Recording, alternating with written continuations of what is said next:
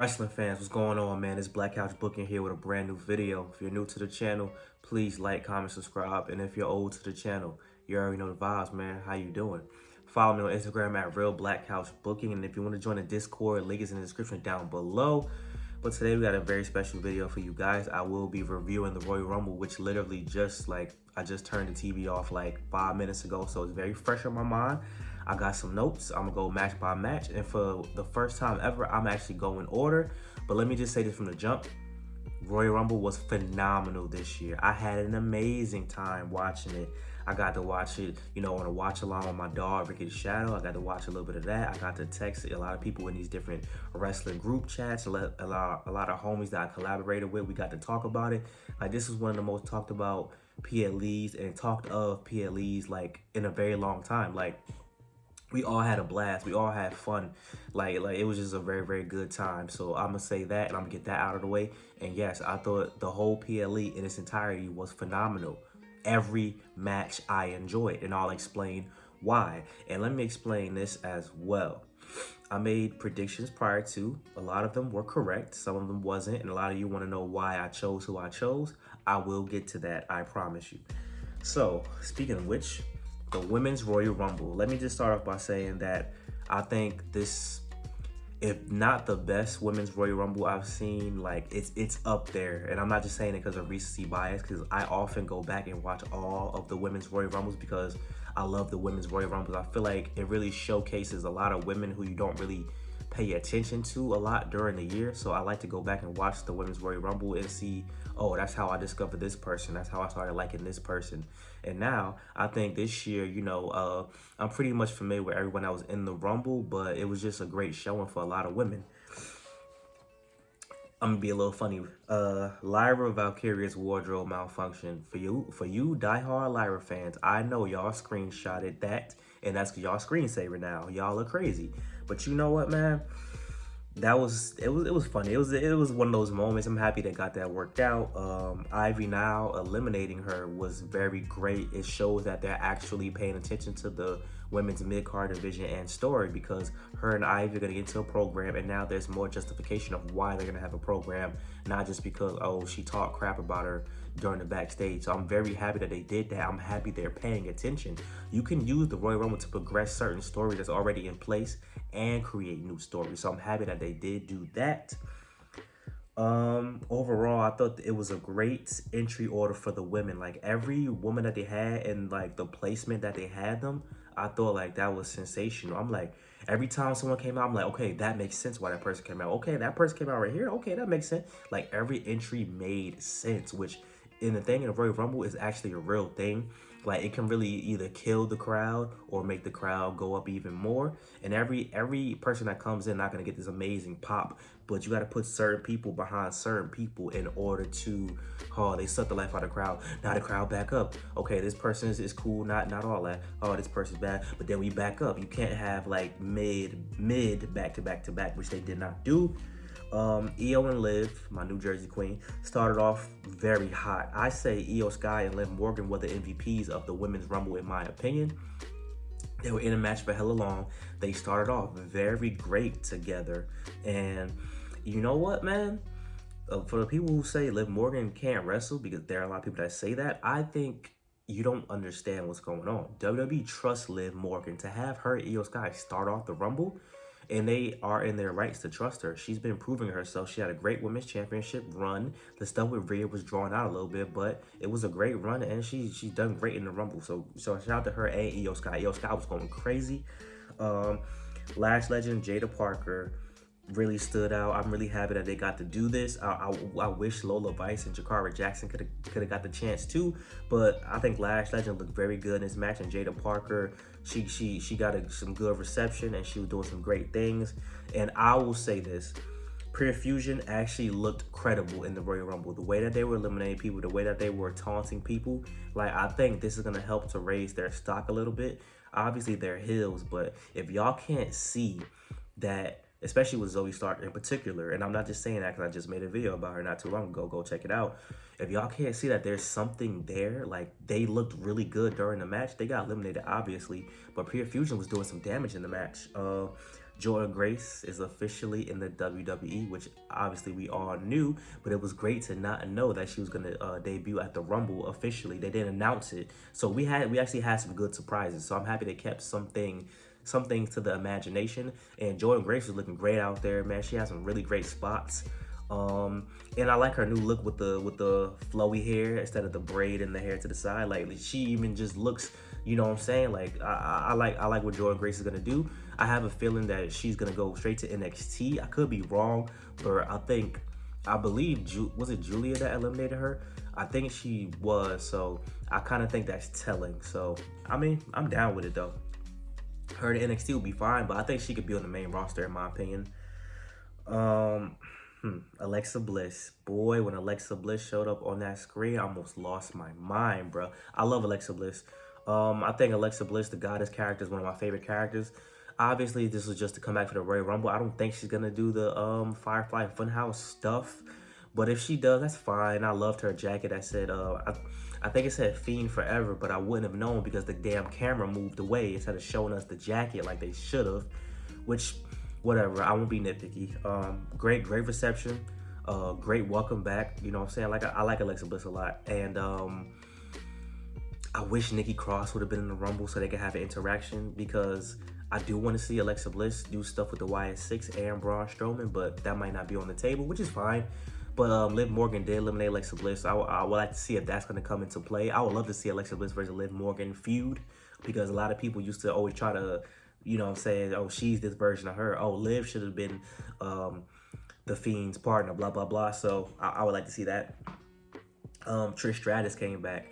Now, this pissed me off a little bit. I'm not going to lie. I wish Zoe Stark was still in the match so we could get a little hey, remember when we were supposed to do that thing? But it's fine. Trish Stratus looks great as always. Great shape. I liked her ring gear. It was just fun, man. What can I say, man? And even Trish Stratus and Jordynne Grace got to interact, I believe, which was just great. The only downside for this match still 5 out of 5, still great, still phenomenal, but Nikki Bella at 30 is nasty word. I'm sorry. I thought Jade Cargill or Becky Lynch was gonna be number 30 for sure. I for sure just knew Jade Cargill was coming. Excuse me. See, hold on. Give me a second. I'm still under the weather. Well, that's how displeased I am with the number 30 spot that I almost lost my voice.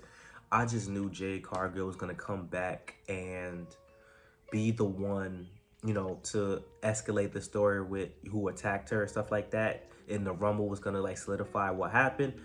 Obviously, that wasn't the case though, and sadly, we got nothing about that. And then no Becky Lynch. I mean, I still got Becky Lynch coming back soon, but man, Nikki Bella. And then they showed the crowd reaction. They like, oh, look at the crowd reacting. It was they literally showed people, and a woman was like she was upset that Nikki Bella came back. But I don't got beef with Nikki Bella, but Nikki Bella could have came in at any number and got a reaction. But imagine if Jade Cargill or Becky Lynch was number 30, and then people like, oh, what is Jade Cargill gonna do? Is she gonna go after who attacked her? But I still enjoy it. It's still a 5 out. It's still a great match. Still one of the best women's rumbles ever. That one thing stopped it from being like a 6 out of 5. It's still a 5 out of 5 though. As I predicted, Charlotte Flair did win the Women's Royal Rumble, and am I mad at that? Absolutely not. I thought it was the right move to make. Let me say this, Roxanne Perez, she's a bona fide star. WWE showed that they have full faith in her. The fact that her and Charlotte Flair were the last two, it speaks volumes. I wish they would have let Charlotte and Roxanne do something like in the ring together. Instead of just like her taking her off of the apron pretty much, but that's neither here nor there. I'm not complaining about it. Overall though, I will say this, right? I think Charlotte versus Tiffany is obvious because it could help Tiffany. Even if she loses, she still has a main event against Charlotte under her belt. But do not be surprised if they do Rhea versus Charlotte 3. Because sometimes, bro, with these feuds and stuff like that, you need trilogies. Like trilogies and stuff like that make a feud to be like historical Charlotte versus Rhea 3 isn't a bad idea. Maybe they saw how great it was when they did it at WrestleMania 39 and they want to run it back, which isn't bad. It isn't bad, but her versus Tiffany will probably make more sense logically, but just don't be surprised if that's the case. So, and now this is where we're gonna get into the nitty gritty, right? So I'm not gonna lie, if you're from Indiana, you're from Indianapolis, no disrespect to you at all, but that crowd was terrible. And I understand it could get exhausting sometimes. I've never had to sit through a 4-hour wrestling event, 3 hour, whatever the case may be. But that tag team match was actually a pretty good tag team match. And when they do spots and it's not really much crowd reaction, the spots don't hit as much as they should, but they should hit because listen, y'all know DIY, Motor City Machine Guns, I'm not the biggest, well, I like Motor City Machine Guns. DIY, I'm never the biggest fans of, but the way they wrestle like a heel tag team. And what I mean is, like, being a heel isn't just talking crap and beating up people backstage and getting DQ finishes. Like, they wrestle like a technical heel match. Like Tommaso Ciampa under the ring to go after, Chris Sabin, and the way that they were having the ref be distracted and stuff like that. I'm like, yo, you don't really see that often. Like, the way they were very, like, in particular about how they were going about the match. And then Motor City Machine Guns were moving so fast, so fluid. I do still think that their style is more suited for like a AEW and TNA, but it looked really good in this match. And the match was good, bro. Like, people are gonna say that was the worst match. And if you want to be technical, yes, it was the worst match, but it wasn't a bad match. It was a good tag team match. I thought it was gonna be one of those, all right, break matches, but when I'm watching it, I'm like, okay. But also, I watched it because I knew the Street Profits were going to come back. And if anyone want to fact check me, go look at my shorts, because I definitely said the Street Profits were going to come back. Now, I did say that it was going to be a DQ finish, but it wasn't that. The Street Profits just straight up came back, and then DIY retained their belts. Cool. But then the Street Profits attacked everybody. They attacked DIY and Motor City Machine Guns. So I'm very happy about this. I still think Street Profits will be the tweeners because of that reaction. They got a good reaction. DIY is the heels and Motor City Machine Guns are the faces. So I still think that the Street Profits is going to be the tweeners, but there's nothing wrong with being a tweener. Just solidify them as the tweeners so we don't have to, like, think about it too much. Like, are we sure? Are we sure? No, they're tweeners. They're gonna do heel actions when it needs to benefit them, but they'll get the good crowd reaction. They'll still kiss the babies and stuff like that. But hey, don't play with me, bruh, because I still want my belt. And mark my words, the Street Profits will win the WWE Tag Team Championships at WrestleMania 41. And I'm pretty sure, I mean, not pretty sure, but I would love for it to be a triple threat TLC match to pay homage to Dudley's, Edge and Christian, Hardy's. Street Profits are back up. This one. Whew, I got a lot of mixed emotions about Kevin Owens versus Cody Rhodes for the fake belt and the real belt. First things first, Cody Rhodes' gear was fire. I like the short jacket way better than the long jacket. I hope he keeps doing that. Kevin Owens is so great. Kevin Owens is one of my favorite wrestlers for sure. Kevin Owens, the Kevin Owens, the Drews, those guys, man, they put on a great show and they could talk and they just add value to whatever feud they're in. And Kevin Owens, I would love, before it's all said and done, for him to have one more world title shot. But obviously, that's not the case. What can I say? So, great match. Kevin Owens, Cody Rhodes, great match, obviously. I mean, it's Kevin Owens and Cody Rhodes. But let me say this, right? I enjoyed the spots. They were heavy, hard-hitting spots. Like, these guys put their bodies on the line. They're going to be sore in the morning. The thing that threw me off the most was Kevin. Like, okay, the thing is, Kevin Owens is so angry, he's not thinking. But Kevin Owens, there's no way in the world that any iteration of the Kevin Owens character would literally take out Cody Rhodes to the point where Cody Rhodes look like he is, like, dead, but he doesn't climb the ladder and win the belts. He basically helps Cody get up, to help him recover and try to do something so he could punish him more, but he could have won the, like, I don't think that's in Kevin Owens' character. Even if he's upset with someone, I think Kevin Owens would get the win and then rub it in his face, but that's fine. That's neither here nor there. Suspend my disbelief. What you can't do though, the Sami Zayn thing, I predicted that Randy was gonna be the one to come back and, you know, cost Kevin, and then Sami was gonna come down and not really do anything. Unfortunately though, Sami just literally came down. He didn't try to stop Cody. He just sat there with Kevin Owens. But I will say that spot through the ladder off of the table, like Kevin Owens looked like he was like taken out, like on some like GTA 4 type physics. I'm not gonna cap with you, but Sami Zayn soft. I can't wait for Kevin Owens versus Sami Zayn at WrestleMania. Kevin Owens better whoop Sami Zayn's ass at WrestleMania, bro. And yes, I want Kevin Owens to get that win. Kevin was right. But Cody Rhodes is not a babyface. Cody Rhodes is a heel. Look how aggressive he was. Look how maniacal and twisted he was. Look how calculated he was. So much so, after he won the match, he was talking hella shit to Kevin Owens. And he basically said, hey, Sammy, go check on your boy. Look at your boy. Look what I did to him. Bro, that's not a babyface. Turn Cody Rhodes to a heel, please. Let him come out with a short jacket. Tell him dye his hair back brown. We want Cody Rhodes as a heel. Not because it's required, but because it's obvious that he would be more comfortable that. Cody Rhodes has a punchable face. Cody Rhodes comes off as smug and shit like that. He's a good guy. I love Cody Rhodes, one of my favorite wrestlers since he debuted. But as a heel, he can do some great work. Like, he just looks like a dickhead when you look at Cody Rhodes. So I would like to see Cody Rhodes as a heel at WrestleMania. I think that would make my day with the short jacket and brown hair.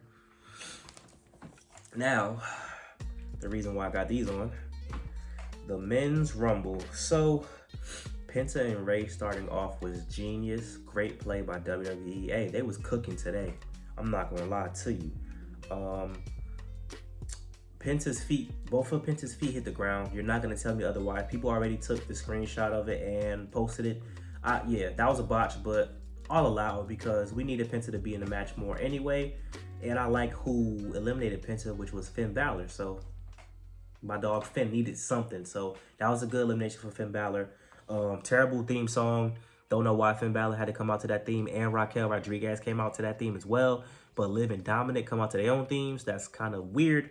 Carmelo Hayes showed out in the Royal Rumble, but he got eliminated by Braun Breaker like hella fast, which it kind of left a sour taste in my mouth because to me, y'all trying to ignore that these men had a rivalry before, had a feud before, and you're trying to say Braun Breaker is that much better than Carmelo Hayes that he could just, but they used to go back and forth and go at it, but whatever. Carmelo Hayes did his thing. Like I said, the crowd, terrible, but Speed took Akira Tozawa's spot, and at first I was extremely annoyed. I was extremely annoyed, about to roll my eyes, but shout out to Speed. Number one, he earned his position. He earned his popularity. He earned his influence to be able to get in that spot, so you can't hate on that. And he took a spear from Braun Breaker, and that man got bounced off the table. So you know what? Shout out to Speed. He took 2 great bumps back to back, so I cannot hate on that man. Jacob Fatu. Jacob Fatu is a star. A bona fide star. He's not overrated. He is right where he needs to be. The crowd loves Jacob Fatu. He will be a champion. I'm assuming United States champion very soon. He eliminated Andrade, which I'm not very pleased with, but I'll allow it. But you're walking on thin ice, buddy. Don't let it happen again.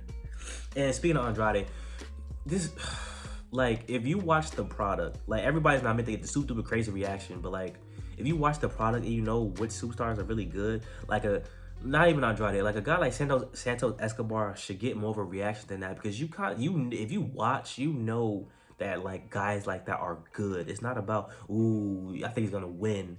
That's just my opinion. Flip my page in my handy dandy notebook. But you know what the crowd did go crazy for? I believe in Joe Hendry, which is cool. He'll be in WWE soon. Not like in a couple months, but maybe a year or 2 from now. He'll be a WWE talent. Joe Hendry is super duper over with the crowd, which is great. Yeah, that's what you need for a Royal Rumble. But I would love for y'all to talk more about Joe Hendry's wrestling though. But that's just me. Um, Roman Reigns, my pick for the Rumble. Yeah, he was beast mode though. He got hella eliminations. He was looking great in the Rumble. Like I said, Finn eliminated Penta. Braun Strowman took out Jacob, which kind of left a bad taste in my mouth as well, because he took him out hella easy. Like, I wish they could have had an exchange then, because I knew Braun Strowman was gonna eliminate him, but he took him out like easy to the point where it was annoying.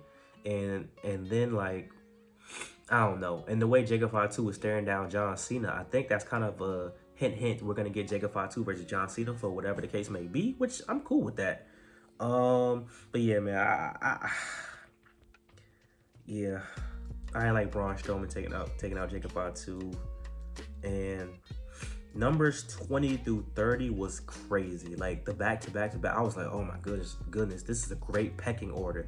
Whoever did the order for this Royal Rumble should get a raise, because it was phenomenal. When I knew John Cena was gonna come out either 25 or 23, and they got him at the right time. But we got Seth, we got Seth, Punk, Cena, Roman. I'm like, gee. Well, Roman came out at 16, but like when Seth and them came out all back to back, I was like, yo, this is crazy, bro. Like AJ Styles, shout out to AJ Styles. AJ Styles came back. Happy that he's not like hurt, like bad. I'm happy AJ Styles was able to come back, and he had a good showing. LA Knight at 29 was kind of crazy to me. I think I would have liked to see LA Knight more. Logan, okay, let me not jump the gun, right? Logan Paul, the Logan Paul jumping to the table spot to not get eliminated isn't as cool as people think it is, because it's been done so many times. Kofi, Naomi, others. So it really wasn't that cool of a spot. But Logan Paul eliminated AJ Styles. Logan Paul drinking the prime on the table. Logan Paul, like I said, Logan Paul, WWE. Logan Paul's a great fit for WWE. He's a great heel because people don't like him, and that's how you get good heat. So, and don't tell me it's go away heat, because at the end of the day, he's putting. You might not like him. He's putting butts in seats, bro. People are buying Prime because it's associated with him in WWE, bro. Like at the end of the day, get out your feelings. He's gonna make money for the business, bro. It's not about what do you and I think of him as. He's a scammer, blah blah blah. It ain't about that. He's a good heel. At one point, I thought that they were gonna go the heel route and let him win, which I'm glad that they didn't. Roman Reigns, Seth Rollins interaction. The Superman punch reverse by Seth Rollins was sensational. Chef's kiss.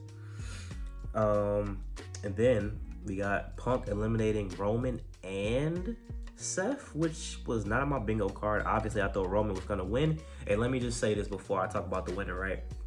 I thought Roman was gonna win because I thought Roman was gonna win, challenge Cody, and then Punk cashes in that favor to Paul Heyman and say, hey, I want my main event match at WrestleMania, so make it a triple threat. You figure out how to make it happen, and we're gonna get Cody versus Roman versus CM Punk. That's what I thought the favor was gonna be. But I can definitely see Seth versus Roman versus Punk, and I could throw in Drew in there too, even though people are gonna be like, why? A fatal four-way with them wouldn't be bad, because Drew not done with Roman Reigns, bro. Don't think that he is, but we're either gonna get a triple threat or a fatal four-way at WrestleMania. But I still want to know what the favorite is gonna be. Maybe the favorite is gonna be I want to face Roman, and I want that to be the main event of night one. Maybe he could do that. I don't know. But the last two, Jey Uso versus John Cena, I would have never thought in a million years that they were going to be the bottom two.